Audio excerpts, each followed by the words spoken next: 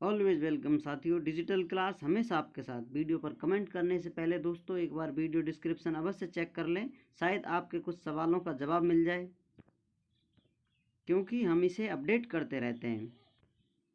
चलिए दोस्तों, इस वीडियो में जानते हैं uniformly varying load by digital class, अर्थात कोई बीम है दोस्तों, ए बी कैंटिलेवर बीम, जिस पर लोड इंटेंसिटी चेंज हो रही है दोस्तों, यूनिफॉर्मली वेरिंग लोड है। इस प्रकार आप समझ सकते हैं दोस्तों इस डायग्राम से। इसमें बी से ए की तरफ जाने पर लोड इंटेंसिटी बढ़ती जाती है। तो इसकी लोड इंटेंसिटी दे रखी है दोस्तों W न्यूटन पर मीटर, और इसकी लेंथ है दोस्तों बीम की L। इस प्रकार आप इस डायग्राम से समझ सकते हैं दोस्तों। तो अब इस लेंथ को दोस्तों कहीं एक क्रॉस सेक्शन लेते हैं, बी एंड से एक्स डिस्टेंस पर हम एक क्रॉस सेक्शन लेते हैं दोस्तों, एक्स डैश। इस क्रॉस सेक्शन पर हम स्टडी करेंगे दोस्तों कितना लोड लग रहा है, क्या काम कर रहा है, शेयर फोर्स कितना है और बेंडिंग मोमेंट किस प्रकार आ रहा है। तो दोस्तों इस प्रकार हम स्टार्ट करते हैं। ये दोनों डायग्राम दोस्तों शेयर फोर्स और बेंडिंग मोमेंट की वैल्यू निकालने पर हम बनाएंगे, इन्हें ड्रॉ करेंगे। पहले जान लेते हैं दोस्तों, we know that total load of beam will be P is equal to 1/2 into base into height is equal to WL/2। जैसा कि हम जानते हैं दोस्तों, इसकी लोड इंटेंसिटी को इसकी लेंथ से गुना कर देने पर इस बीम पर टोटल लोड पता चल जाएगा, हमें कितना लोड लग रहा है इस पर। तो इस प्रकार दोस्तों हमें WL/2 लोड प्राप्त होता है। अब दोस्तों हम क्रॉस सेक्शन पर स्टडी कर रहे हैं, तो इस क्रॉस सेक्शन की हाइट कितनी होगी, इसे जानने के लिए दोस्तों हम DE height by similar triangle ABC and BED पर स्टडी करते हैं दोस्तों। इसमें आप देख लीजिए ABC ये ट्राइंगल है दोस्तों। अब इस पर क्रॉस सेक्शन काटा है हमने दोस्तों एक्स एक्स डैश E पर दोस्तों, जो कि E पॉइंट आपको दिखाई दे रहा है, इस पर एक्स डिस्टेंस पर क्रॉस सेक्शन है दोस्तों। तो अब इसको भी एक ऊपर जो क्रॉस सेक्शन है उसको D पॉइंट नोटिस कर दिया है। अब इस प्रकार दोस्तों दो ट्राइंगल बनते हैं ABC और BDE। इन दोनों पर स्टडी करेंगे तो दोस्तों हमें E और D की डिस्टेंस जो क्रॉस सेक्शन है इसकी लोड इंटेंसिटी प्राप्त हो जाएगी। उसे प्राप्त करने के लिए दोस्तों हम DEI height by similar triangle ABC and BED से AC बटे AB is equal to DE बटे BE। अब इसको आगे ले जाते हैं दोस्तों, सॉल्व करते हैं, वैल्यू पुट कर देते हैं। तो AC की वैल्यू W इंटेंसिटी है, लोड इंटेंसिटी बटे AB जो दोस्तों टोटल लेंथ है बीम की, इज इक्वल टू DE जो कि हमें ज्ञात करनी है दोस्तों। और क्रॉस सेक्शन BE की लेंथ हमें पता है दोस्तों X है। इस प्रकार DE हमें WX/L प्राप्त होता है। आप पिछली वीडियो में देख सकते हैं, इसको बड़ी बारीकी से समझाया गया है। इसमें भी आप आसानी से समझ सकते हैं कि इसकी DE लेंथ हमने सिमिलर ट्राइंगल इससे निकाली है दोस्तों। जो दोनों ट्राइंगल हैं सिमिलर हैं, इनको बराबर रेशियो से लेकर ये वैल्यू आसानी से निकाल सकते हैं। चलिए दोस्तों, अब क्रॉस सेक्शन पर शेयर फोर्स निकालते हैं। Now share force calculation at cross section X X dash distance X from end B. जैसा आपको उस डायग्राम में बताया था दोस्तों, share force will be equal to vertical load. So share force is equal to दोस्तों इस प्रकार लोड निकालने पर 1/2 गुना बी गुना एच इज इक्वल टू, अब आपके पास दोस्तों बी और एच दोनों हमने अभी पिछली जो स्लाइड थी उसमें एच और बी दोनों पता है आपको, तो वो वैल्यू पुट रख देंगे।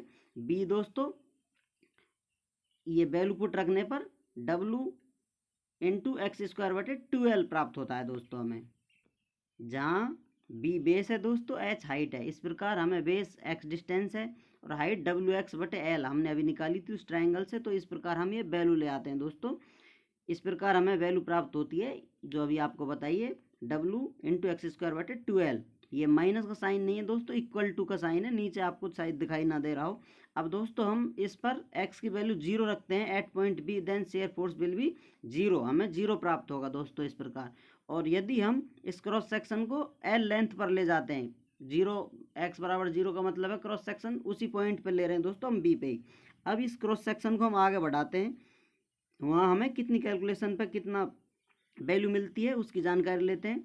यदि x is equal to L रखते हैं दोस्तों एट पॉइंट A, L रखेंगे तो हमें A पॉइंट मिल जाएगा। Then shear force will be WL²/2L is equal to, L से L कट जाएगा दोस्तों, तो WL/2 हमें दोस्तों A एंड पर शेयर फोर्स WL/2 पॉजिटिव प्राप्त होता है दोस्तों, क्योंकि cross section right hand side में, जो कि हम क्रॉस सेक्शन ले रहे हैं दोस्तों उसकी राइट हैंड साइड में हम काउंटिंग कर रहे हैं, जो कि क्लॉकवाइज डायरेक्शन में। इस प्रकार साइन कन्वेंशन से क्लॉकवाइज डायरेक्शन में शेयर फोर्स पॉजिटिव होता है। अब दोस्तों हम बेंडिंग मोमेंट की कैलकुलेशन करते हैं। Now time to bending moment calculation at cross section X X dash. First calculate the load, direction and loading distance. अर्थात इसका मतलब है दोस्तों कितना लोड लग रहा है, किधर लग रहा है, और लोडिंग डिस्टेंस कितनी है, कितनी दूरी पर लग रहा है, जो कि हमें चाहिए होता है। जैसा हम जानते हैं bending moment is equal to force into perpendicular distance होती है दोस्तों, इसलिए ये सब लिखा हुआ है। Load of beam BDE is equal to 1/2 into X into W X upon L is equal to WX²/2L। इस प्रकार दोस्तों हमें बेंडिंग मोमेंट प्राप्त हो जाता है। इससे दोस्तों बेंडिंग मोमेंट प्राप्त होगा। ये लोड है दोस्तों क्रॉस सेक्शन से राइट हैंड साइड में जो बीम है अपनी, वहाँ पर हम लोड काउंट कर रहे हैं दोस्तों, तो ये उसका लोड है। It will work on point F distance from 2x/3 from point B। ये पॉइंट B से दोस्तों 2x/3 डिस्टेंस पर कार्य करेगा। Bending moment about E। अब हम दोस्तों बेंडिंग मोमेंट ले रहे हैं अबाउट E के सापेक्ष बेंडिंग मोमेंट होगा दोस्तों हमारा W into X²/2L into x/3 is equal to W into x³/6L। ये माइनस में है दोस्तों, इस प्रकार हम इसे बेंडिंग मोमेंट लेंगे। अब ये माइनस में क्यों है, क्योंकि दोस्तों हम बेंडिंग मोमेंट लेंगे तो हमें हॉगिंग प्राप्त होगी, नीचे की तरफ बेंड करेगा ये बीम को, इसलिए ये नेगेटिव है। जैसा आप डायग्राम से समझ सकते हैं दोस्तों, इस डायग्राम में देखिए दोस्तों, अभी हम क्रॉस सेक्शन E के सापेक्ष बेंडिंग मोमेंट निकाल रहे हैं, जो कि लोड होगा दोस्तों इसका, वो E पॉइंट से x/3 डिस्टेंस पर लगेगा और B पॉइंट से 2x/3 डिस्टेंस पर। क्योंकि h/3 डिस्टेंस आप समझ सकते हैं दोस्तों CG पर लोड काम करता है, इस प्रकार ट्रायंगल लोडिंग का। इस प्रकार दोस्तों उसके लोड का इस परपेंडिकुलर डिस्टेंस से गुना कर दिया है, और इस लोड से हमें दोस्तों हॉगिंग प्राप्त होगी, इसलिए बेंडिंग मोमेंट को नेगेटिव लिया है। चलिए वापस चलते हैं। इस प्रकार दोस्तों हमें बेंडिंग मोमेंट अबाउट E ये प्राप्त होता है माइनस हॉगिंग की वजह से। दोस्तों ये लोड है W इंटू X²/2L जो ऊपर हमने अभी निकाला था, इंटू जो दोस्तों इसकी परपेंडिकुलर डिस्टेंस है x/3। इस प्रकार दोस्तों -WX³/6L हमें ये लोड प्राप्त, ये बेंडिंग मोमेंट प्राप्त होता है। एट पॉइंट B दोस्तों, अब पॉइंट B पर हम बेंडिंग मोमेंट निकालेंगे। पॉइंट B पर डिस्टेंस x बराबर 0 है, देन बेंडिंग मोमेंट 0, अर्थात पॉइंट B पर बेंडिंग मोमेंट 0 होगा। अब दोस्तों इसको हम एट पॉइंट A x बराबर L डिस्टेंस डाल देंगे दोस्तों, तो हमें दोस्तों ये बेंडिंग मोमेंट प्राप्त होगा at point A, bending moment about A। अब A के सापेक्ष बेंडिंग मोमेंट हो जाएगा दोस्तों -WL/6। इस प्रकार दोस्तों L से इस Q में से एक L कट जाएगा तो स्क्वायर बचेगा, इज इक्वल टू -WL²/6। इस W को आप ओमेगा भी काउंट कर सकते हैं, क्योंकि ये लोड इंटेंसिटी है दोस्तों, नेगेटिव ड्यू टू हॉगिंग। इस प्रकार दोस्तों हॉगिंग की वजह से ये वैल्यू नेगेटिव आई है। अब हम ये डायग्राम ड्रॉ करेंगे दोस्तों। डायग्राम ड्रॉ करने के लिए दोस्तों, जैसा कि आपको पिछली वीडियो में बताया जा चुका है, इसमें बताते हैं जो दोस्तों क्रॉस सेक्शन पर हम काउंट करते हैं, अर्थात जो इसमें ये चर है, वेरिएबल है दोस्तों XQ। अब इस टोटल व्यंजक का दोस्तों -ओमेगा इंटू XQ/6L का हम डबल डेरिवेटिव करते हैं दोस्तों, डिफ्रेंशिएशन करते हैं। एक बार डिफ्रेंशिएशन कर दिया, फिर दोबारा डिफ्रेंशिएशन करते हैं, तो उसकी वैल्यू 0 से कम हो या ज़्यादा हो, उस हिसाब से दोस्तों ये पैराबोला निर्धारित किए जाते हैं कि कॉनकेव अप बनेंगे या कॉनकेव डाउन बनेंगे दोस्तों।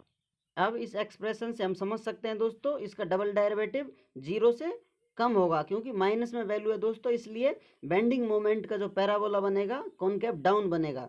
चलिए अब शेयर फोर्स के अपन एक्सप्रेशन को देख लेते हैं। देखिए दोस्तों, ये शेयर फोर्स एक्सप्रेशन है W इंटू X²/2L। इसका हम दोस्तों डबल डेरिवेटिव करेंगे तो ये पॉजिटिव मिलेगा, क्योंकि इसमें माइनस साइन नहीं है, और ये x हट जाएगा तो हमें W/2L मिलेगा। इस प्रकार दोस्तों शेयर फोर्स का जो पैराबोला बनेगा कॉनकेव अप बनेगा। चलिए डायग्राम में देखते हैं।